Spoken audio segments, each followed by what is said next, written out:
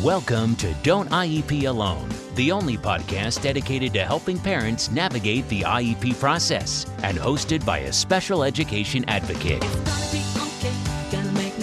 Your host has been attending IEP meetings for over a decade and has helped thousands of parents go from an IEP rookie to an IEP all-star. Be prepared to learn tips that will be a total game changer for you as a parent advocate and, most importantly, your child's outcomes. Partnered with the award-winning Blog a Day in Our Shoes, you'll be confident, knowledgeable, and actually looking forward to your next IEP meeting. Don't IEP alone. Get ready. Here's your host, from suburban Philadelphia, Lisa Leitner. Hi. Thanks for tuning in again. This is Lisa with adayinourshoes.com. Don't IEP alone. I know I keep promising you all other voices besides mine. And that is coming, I promise. I do have things set up, but I have to get them, they are scheduled, but I have to get them recorded and edited and all that fun stuff. So you're going to just have me. But trust me, I do enjoy chatting with other people more than myself. Today, as this gets published, it is election day. And actually, by the time some of you hear it, the polls will be open in your area. Please go vote. I realize it's 2019 and it's an off year. But the fact is, at least here, we have school board, we have county commissioners, we have judges. In my little borough, we have borough council. And a lot of these folks have much more, what's the word I'm looking for? What the decisions that they make tend to affect us much more day to day than, say, the President of the United States or our U.S. senators. But those, of course, are the elections that get the attention. The little ones are just as important, if not more important, as to what is going to happen in your life. So please get out there and vote. Our kids need it. We have to speak up. Which brings me to today's topic. I am answering a reader question.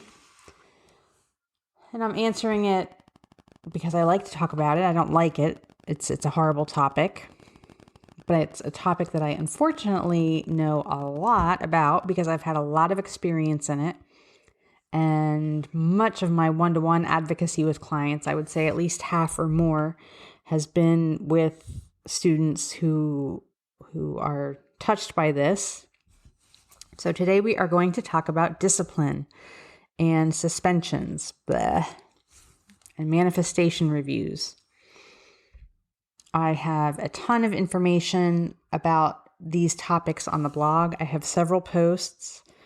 It's way too much information to put into one post. In fact, there are people and advocates and behaviorists who have dedicated, their entire career to just this topic,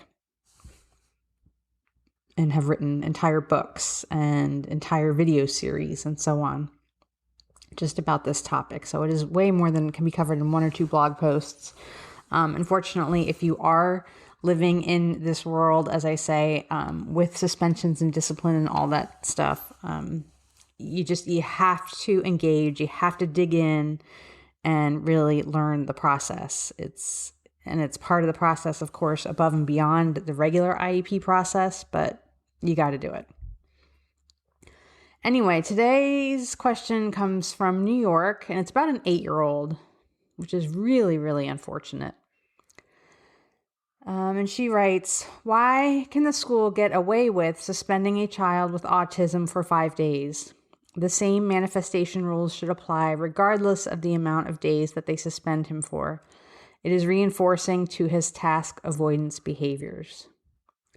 So first of all, to mom, it was a mom because it's a woman's name. I'm not going to reveal her name, but I couldn't agree with you more on this topic. However, there's a system in place, and for right now, this is the system that we have to use. So,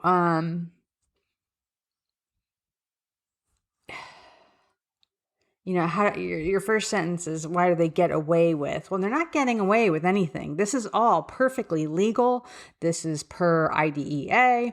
It is written in the procedural safeguards booklet.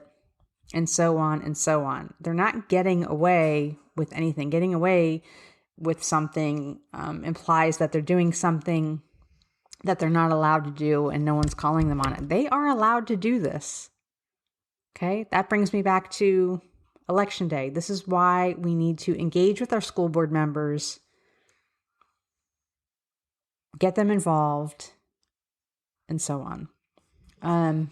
So they're not getting away with anything. However, he's 8, and really for any child, it is not best practice. It absolutely reinforces their task avoidance behaviors. It increases the Matthew effect, which is another, I have a blog post about that. And the Matthew effect is kind of, it's a concept based on a biblical saying. Actually, it's not based on a court case, which many people think. But basically what it says is that if your child is already behind while your child is struggling to catch up, his typical peers are making more progress at a greater rate, so the gap is widening, if that makes sense. So you're right in that your child has task avoidance behaviors. So he did something that resulted in a suspension. And so rather than, first of all, he's been rewarded, right? I don't like this activity, so I'm going to act out. And I acted out, and guess what? Now I get to stay home for 5 days and not do this activity that I dislike. But also, while your child is at home for those 5 days, his peers are making 5 days worth of progress, which means when your child returns to school, he is now even 5 days more behind his peers than he was 5 days ago, rather than at school working on closing that gap a little bit. So in concept and theory, absolutely, I agree with you. I believe you. We know that suspensions are not best practice. We know that they are detrimental to children. We know that they serve no purpose and have no value other than punitive value. That is it. They don't teach. They don't rehabilitate. Suspensions do nothing except punish. Okay, they don't help a child in any way. But here we are. Schools still routinely do them. Happens all the time. Happening now. I mean, the fact that we even have to have the discussion in our society about suspending preschoolers is just beyond me. But change can happen.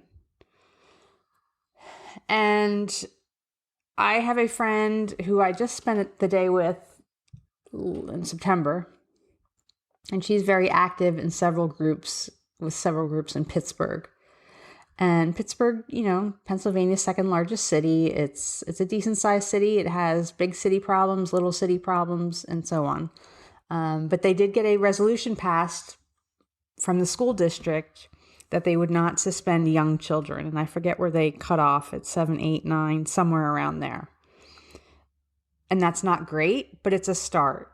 And it was a matter of advocates and parents stepping up and speaking out and staying committed to, hey, we are going to force the school to look for other solutions to these problems.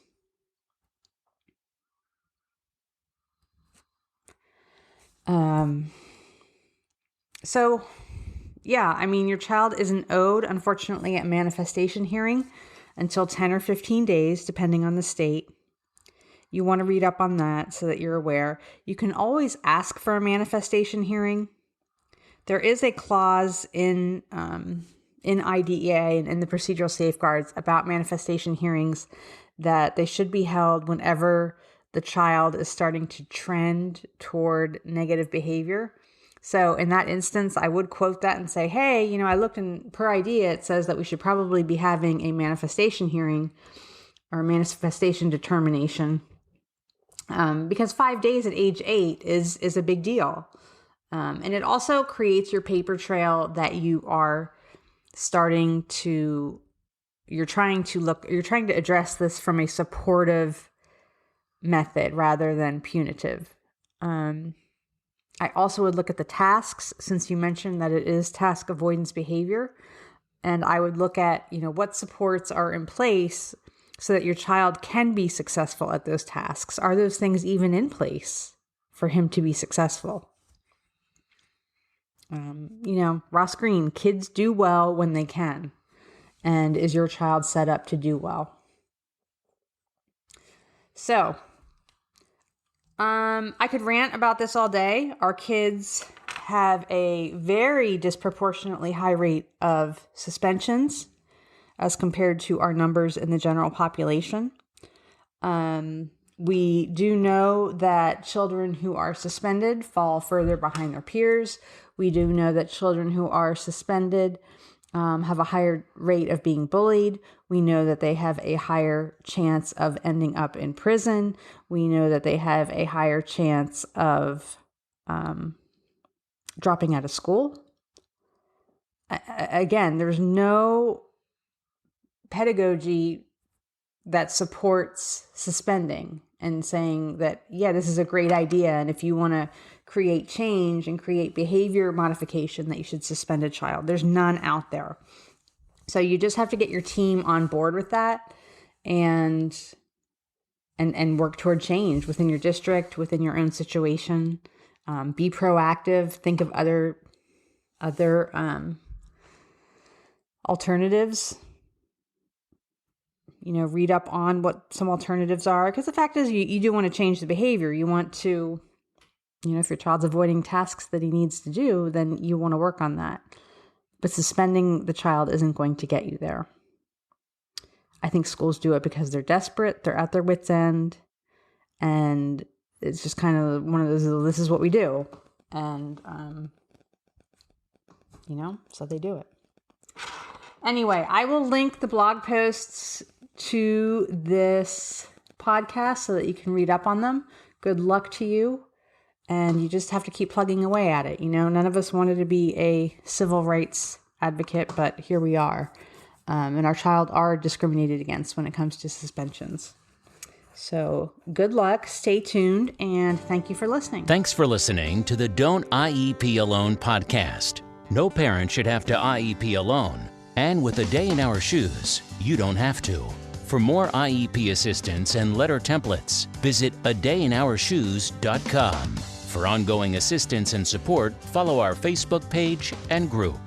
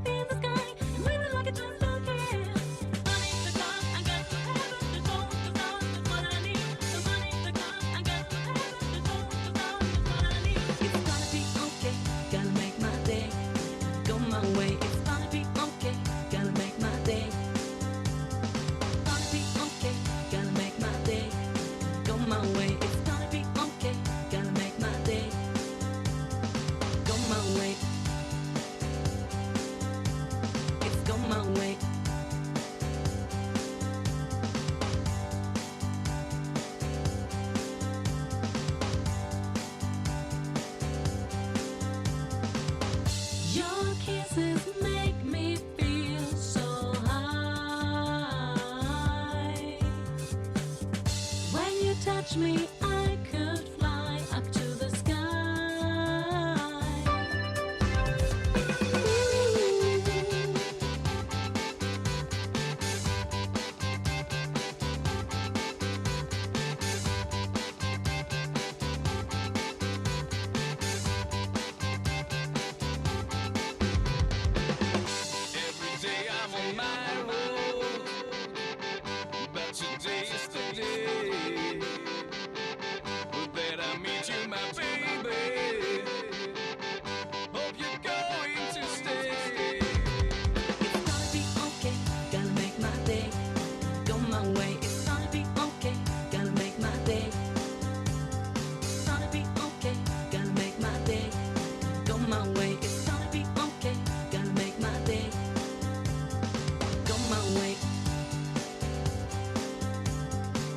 my way. Go my way. It's go my way. It's go my way.